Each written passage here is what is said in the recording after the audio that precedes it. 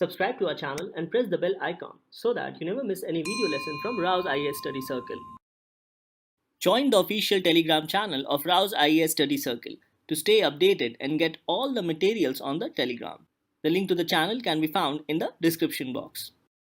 Hello and welcome to Daily News Simplified, an answer to what, why and how of newspaper reading from UPSC Civil Services examination perspective. Now today let us take up the New Delhi edition of the Hindu newspaper dated 15th of September 2022. These are the list of the news for today's discussion and the timestamp has been provided in the YouTube description. Now today is Thursday and this is your mains practice question for this week. The question is, despite playing a crucial role in financial inclusion, women empowerment and strengthening grassroots democracy, self-help groups in India face various challenges. Discuss. And your answers needs to be written within 250 words. Now before attempting this particular question, you can go through the DNS of 10th September 2022 covered by Mangal sir, where he explained in detail about the importance of self-help groups in India. Now this news on page number 1 highlights that the Union Cabinet approves addition of 4 tribes to Scheduled Tribe list.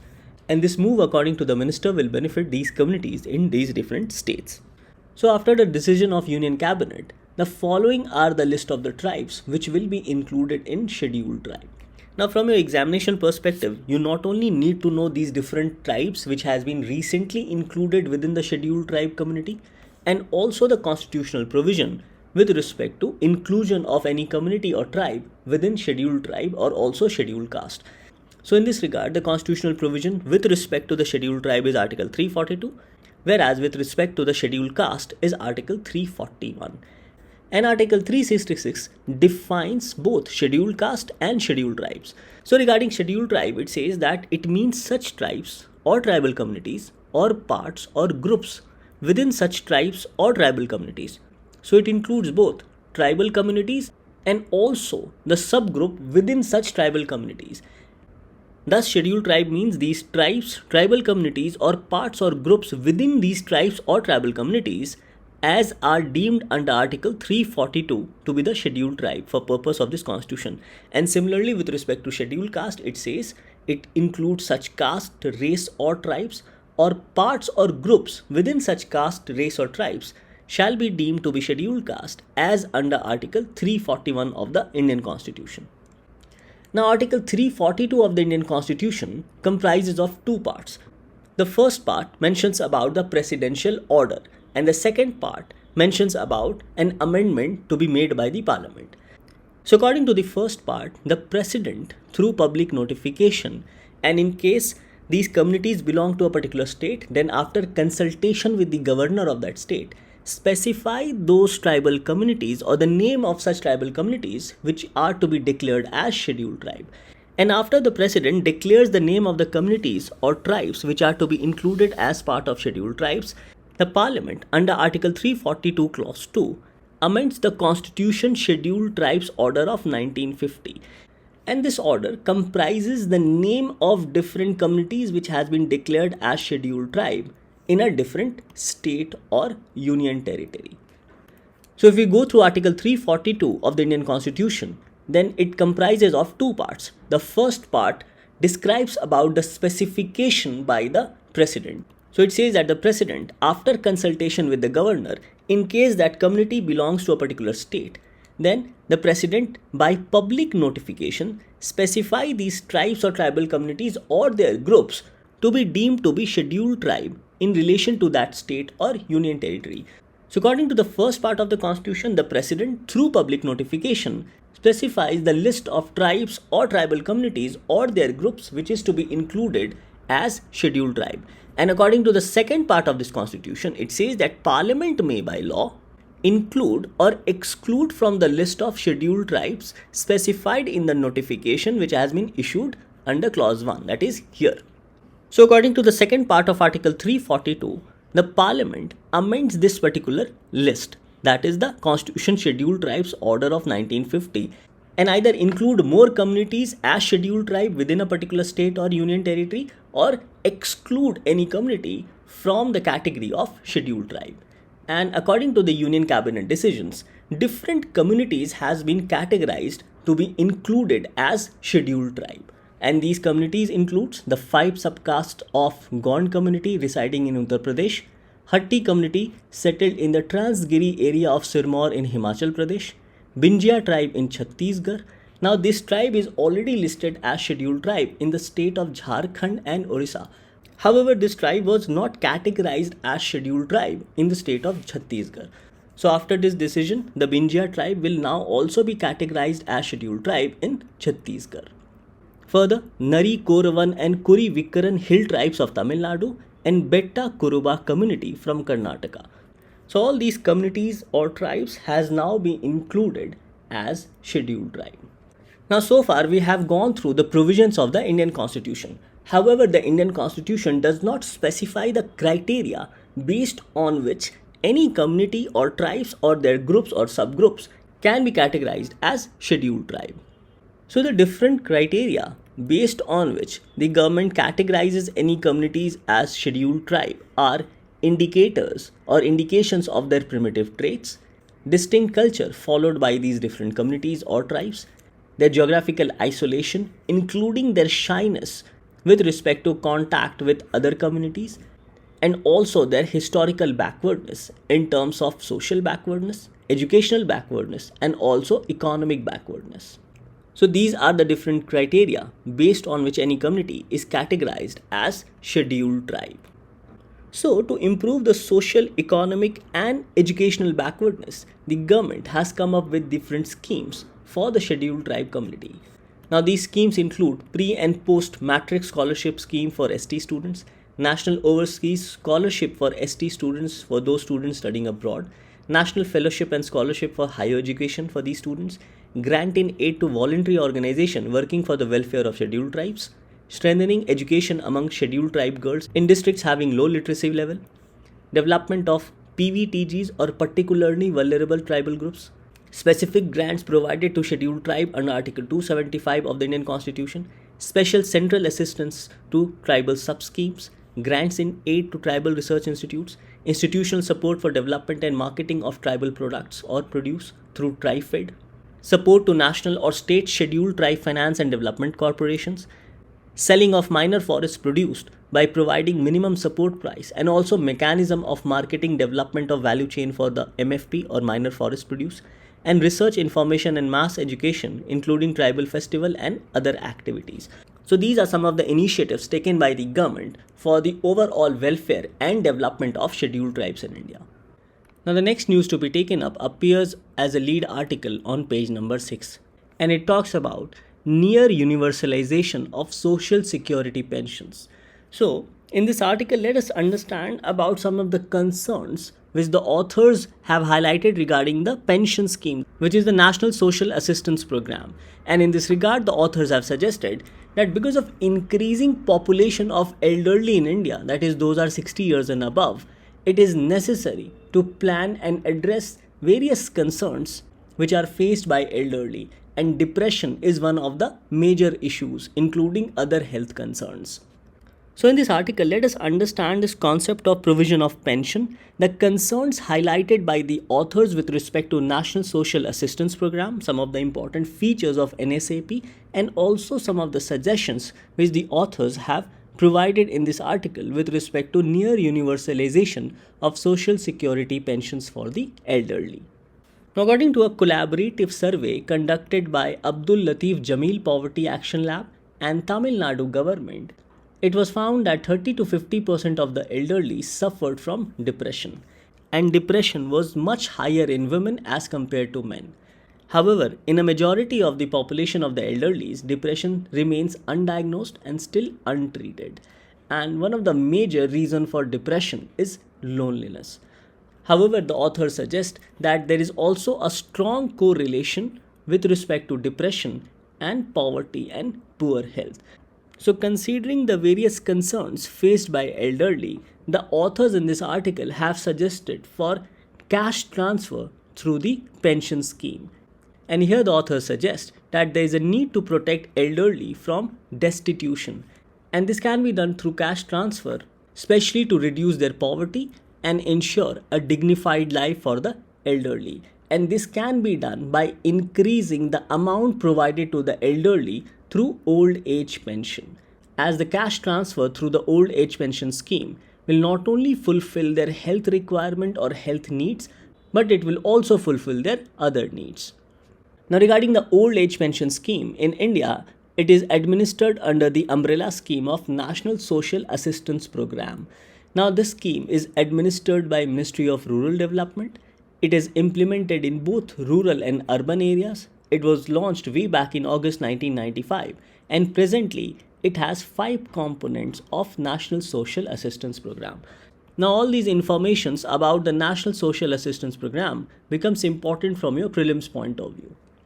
So the 5 components of National Social Assistance Program includes the Indira Gandhi National Old Age Pension Scheme, and under the scheme, the BPL population aged 60 years or above are entitled to a monthly pension of rupees 200 per month up to 79 years of age, and after 79 years of age, they are entitled to rupees 500. The next scheme is Indira Gandhi National Widow Pension Scheme. Here, BPL widows aged between 40 to 79 years are entitled to a monthly pension of rupees 300 per month. Now, these pensions of 200 or 300 per month are routinely revised by the central government. And other than this, even the state government add their contributions. Further, under the Indira Gandhi National Disability Pension Scheme, BPL persons aged 18 to 59 years with severe and multiple disabilities are entitled to a monthly pension of rupees 200 per month. Under the National Family Benefit Scheme, again this was revised very recently, a one-time amount of rupees 20,000 is given to the bereaved family on the death of the primary breadwinner who is aged between 80 to 60 years.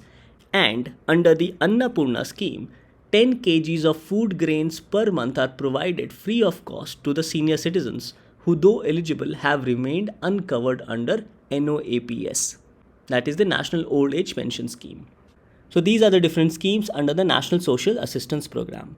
Now, other than this, the government has also provided certain extra benefits during COVID pandemic. So it says that other than the above, ex gratia of rupees 1,000 in 2 equal installments of rupees 500 each was provided to each of the existing beneficiaries of pension schemes under National Social Assistance Program for Disabled, Old Age and Widow as a part of relief package announced by the Union Government under Pradhan Mantri Garib Kalyan Yojana.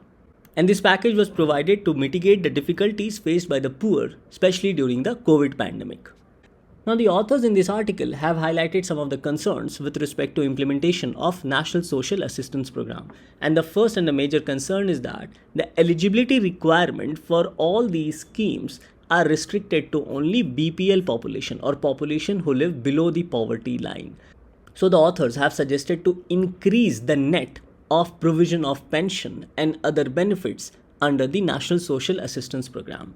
Further, the authors have stated that the BPL list is outdated and there are various exclusion errors in the BPL list. Now, exclusion error means that there are a number of eligible persons who are entitled to receive benefit under NSAP, but for some reasons their name are not included in the BPL list. So there are exclusion errors also in the BPL list. So ultimately the concerns highlighted is that BPL list is outdated, hence it needs to be updated so that exclusion errors are avoided. That is, the intended beneficiaries who fulfill the eligibility criteria should receive the benefits under the National Social Assistance Program. Now, another concern highlighted is that the amount provided is way too less. Now, whatever amount we see here is provided by the central government, and on addition of this, state governments can add their own contribution. So here the authors have stated that the contribution by different state governments are not uniform, and center should overall increase the budget of National Social Assistance Program. Another concern highlighted is that deprivations of elderly in well-to-do families not accounted for, as there are a number of elderlies who are not taken care of even in a well-to-do families, and even these elderlies needs direct cash transfer to live a dignified life through the pension scheme or other scheme of social assistance. Now, another important concern highlighted is regarding identification of beneficiaries through targeting. That is, there are certain eligibility criteria and unless the person meets the eligibility criteria or submit certain documents necessary to meet the eligibility criteria, other than that, they will not be entitled to the benefits of the scheme. So the author highlights that identifying beneficiaries through targeting is not a good idea, and the approach should be towards universalization. That is, all elderly should be considered for benefits under the National Social Assistance Program. So the author says that identifying beneficiaries through targeting is not a good idea, as it involves a lot of compliance, as the persons are required to submit BPL certificate and also other documents. And at times submission of such documents becomes difficult for the elderlies, especially elderly having low income and having little education. Now another concern highlighted is that the eligible people who were left out of the scheme were much poorer than the ones receiving pension. Now this particular example is with respect to Tamil Nadu, as the author has given an example of Tamil Nadu, whereby he says that there were certain eligible people, but because they were unable to submit their documents or BPL certificate, hence they were excluded from the social benefit. And those people who received social benefit were not as poor as those who were eligible, and yet they did not receive the benefits. So in this regard, the authors have highlighted barriers in receiving pension, and these barriers are regarding compliance norms and also corruption at lower levels.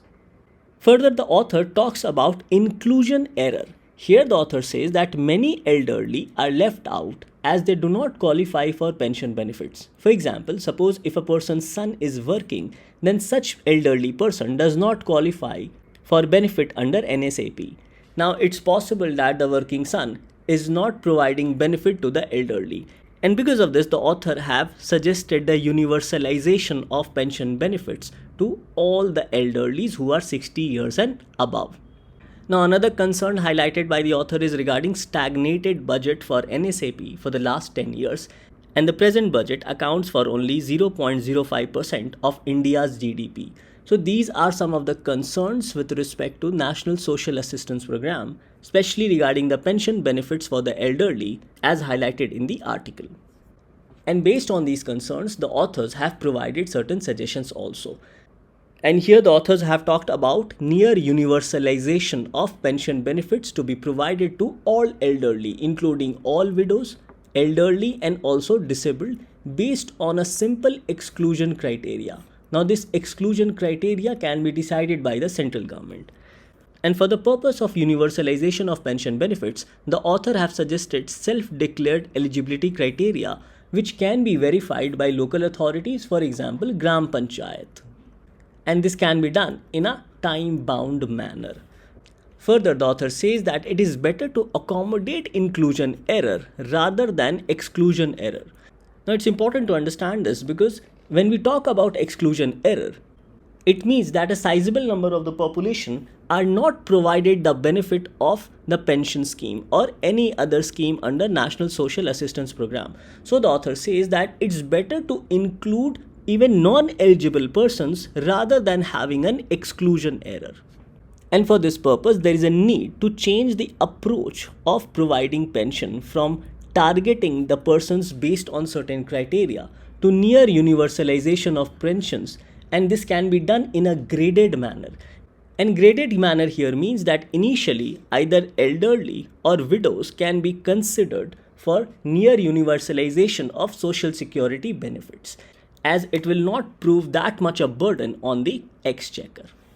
And lastly, the author says that there is a need to increase budget and financial assistance under the National Social Assistance Program, as currently 40 million people are enlisted for benefits under NSAP. So near universalization of NSAP and also increasing the financial assistance provided under NSAP will not only protect the elderlies from destitution or poverty, but it will also ensure a dignified life for such elderlies.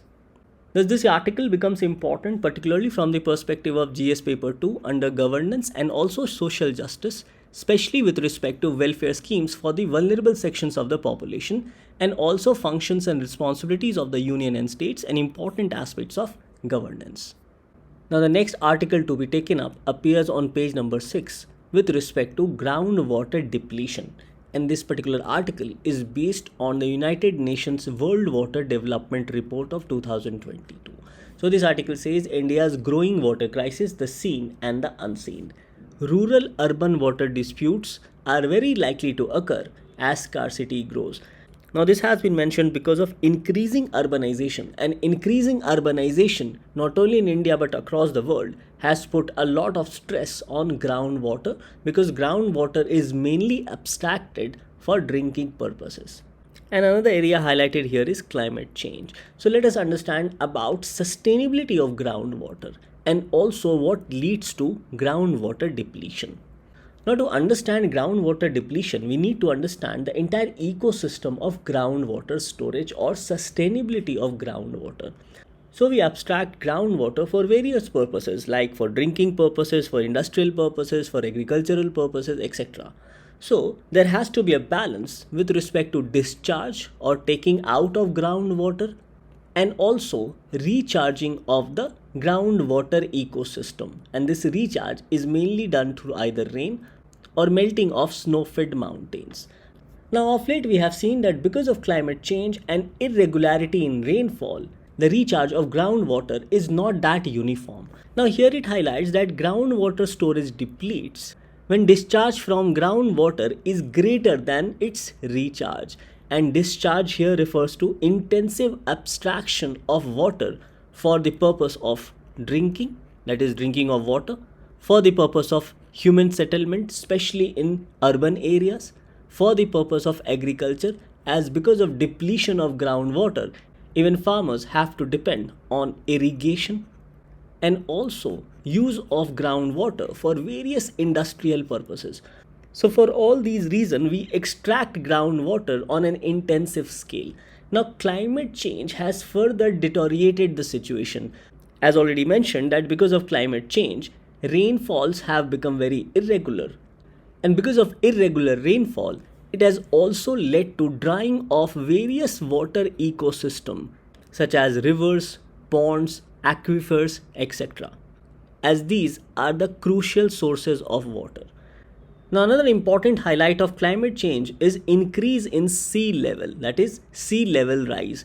And rise in sea level has led to intrusion of seawater into the coastal aquifers. Now aquifer is a body of porous rock or sediment saturated with groundwater, and groundwater enters an aquifer as precipitation seeps through the soil. So rise in sea level has led to intrusion of salty seawater into the normal aquifer system or into the coastal aquifers. And this has further polluted the groundwater. Thus intensive extraction of groundwater, climate change, and also drying of water ecosystems has depleted the groundwater.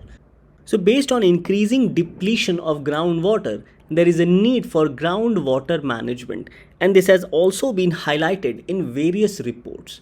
Now there is also a need to identify arid areas from where groundwater extraction needs to be reduced. Further, there is a need for sustainable extraction of groundwater based on groundwater level in that particular area. Further, there is a need to balance the use of groundwater, especially between rural and urban areas, as because of increasing urbanization, depletion of groundwater will put a lot of stress on use of water, and here sharing of water even with other states may be an option. And also there is a need to recycle groundwater for its reuse. So these are some of the aspects which needs to be looked into, especially in case of depletion of groundwater. A number of reports have highlighted the aspect of depletion of groundwater and also putting a lot of stress on water, especially because of growing urbanization. Now this particular news highlights about water scarcity clock. Now this is the water scarcity clock. As you can see, it is counting the world population living in water scarce areas. And this population living in water scarce areas continue to increase every second. So it says that water scarcity clock, an interactive web tool, shows that over 2 billion people live in countries now experiencing high water stress. The numbers will continue to increase. The Global Drought Risk and Water Stress Map. Now this is the Global Drought Risk and Water Stress Map. And in this map, if we focus on the country, it shows the western part of the country as water deficient. So this particular map shows that major parts of India, particularly west, central and other parts of peninsular India, are highly water stressed and experience water scarcity. Further, a Niti Aayog report, that is Composite Water Management Index, has sounded a note of caution about worst water crisis in India, with more than 600 million people facing acute water shortages. Now, this has also led to increase in transboundary transfer of water between rural and urban areas. And there are also reports of import of water. So it says that a review paper published in 2019 reported that globally, urban water infrastructure imports an estimated 500 billion liters of water per day across a combined distance of 27,000 kilometers. Now, this import of water is done mainly for such areas which is water deficient. Now, regarding the urban water use, as per the census of 2011, the urban population in India accounted for 34% of total population distribution. And it is estimated that urban population component in India will cross 40% mark by 2030 and 50% mark by 2050. So obviously a lot of stress will be on water because of water use by urban settlements. So it says that urbanization in India at a rapid pace and also globally will increase per capita use of water, and it will put strain on already declining water resources. So greater urbanization will lead to greater discharge of groundwater from surrounding areas, and this will also impact agriculture in the vicinity of mega cities. Further, mega cities in water deficient areas will have to depend upon canals other than groundwater extraction, because groundwater extraction will not be able to fulfill the requirement of water of each citizens of such cities. It further says that interstate use of water through river water canals will further increase tension between states on water sharing. Now this we have already seen regarding Sutlej Yamuna canal and also the Kaveri water dispute between Tamil Nadu and Karnataka. And it further highlights that increase in human settlement will increase water pollution flowing from sewers into river or sea, and it will become difficult to reuse polluted water. So these are some of the concerns with respect to increasing urbanization and growing stress on groundwater. Thus, this article on groundwater scarcity becomes important from the perspective of environment and also geography under the prelims examination. Now, this news highlights about the report of Department-related Parliamentary Standing Committee on Health, and the title of the report is Medical Devices, Regulations and Control. And this particular report highlights that CDSCO, which is Central Drug Standard Control Organization, which functions under Ministry of Health and Family Welfare, is not able to regulate medical devices effectively, as CDSCO is more of a pharma-centric organization. Hence, there is a need for new legislation and a new commission to regulate the aspects of medical devices. And based on this, the news highlights that set up new regulator for medical devices, says the panel. Current organization is pharma-centric, and this organization here refers to CDSCO, that is Central Drug Standard Control Organization. Now, this particular report is based on Department-related Parliamentary Standing Committee on Health. And this particular department-related Parliamentary Standing Committee on Health and Family Welfare functions under Rajya Sabha. So there are 8 department-related Parliamentary Standing Committee functioning under Rajya Sabha and 16 department-related Parliamentary Standing Committee functioning under Lok Sabha, and these are the list. Now, regarding the functions of CDSCO, it provides approval of new drugs and clinical trials. It provides import registration and licensing of drugs. CDSCO also approves licensing of blood banks, vaccines, rDNA, and some medical devices under CLAA scheme. Now, CLAA refers to Central Licensing Approval Authority. Now, it also bans drugs and cosmetics. It grants test license, personal license, and NOCs, that is no objection certificate for export. It allows testing of new drugs. And it also provides for oversight and market surveillance through Inspectorate of Center over and above the state authorities. So it says that Central Drug Standard Control Organization is the central drug authority for discharging functions assigned to the central government under the Drugs and Cosmetics Act. And CDSO has regulatory control over import of drugs, approval of new drugs and clinical trials, meetings of drugs consultative committees and drugs technical advisory board, approval of certain licenses, as the central licensing approving authority is exercised by CDSCO. The department related Parliamentary Standing Committee report highlights that this organization, that is CDSCO, is more pharma centric and is not able to regulate the medical devices sector effectively. And because of this, there is a need for new legislation and also a new commission. So on this note, let's go through some of the important highlights of this particular report. So the recommendations suggest enacting a new legislation on medical devices and also accommodate the opinion of experts and citizens on the matter. Further, to constitute National Commission on Medical Devices to regulate the entire sector properly, and also to examine all aspects of industry in detail and bring forth a comprehensive law supported by a holistic policy and institutional infrastructure for this purpose. Further, the report suggests a robust mechanism for certification of medical devices, to constitute new regulators at different levels in the medical devices sectors, need for adequate infrastructure for testing facilities and purposes. The report also suggests dire need to develop robust IT-enabled feedback-driven post-market surveillance system for medical devices to evaluate their efficiency, particularly for the implants, to ensure traceability of patients to access performance of such implants. Further, the report suggests the Union Health Ministry to work in collaboration with state governments and also to impart necessary skills to local medical device officers. Further, to designate state medical personnel as medical device or medical device testing officers. Further, the ministry should also allow new regulator to involve institutions such as IISC, CSIR, DRDO and IITs to test medical devices for safety and efficacy.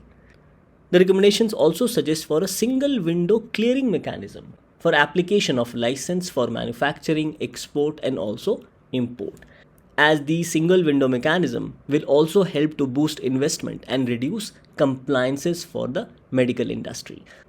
So these are some of the recommendations of the department related Parliamentary Standing Committee on Health and Family Welfare.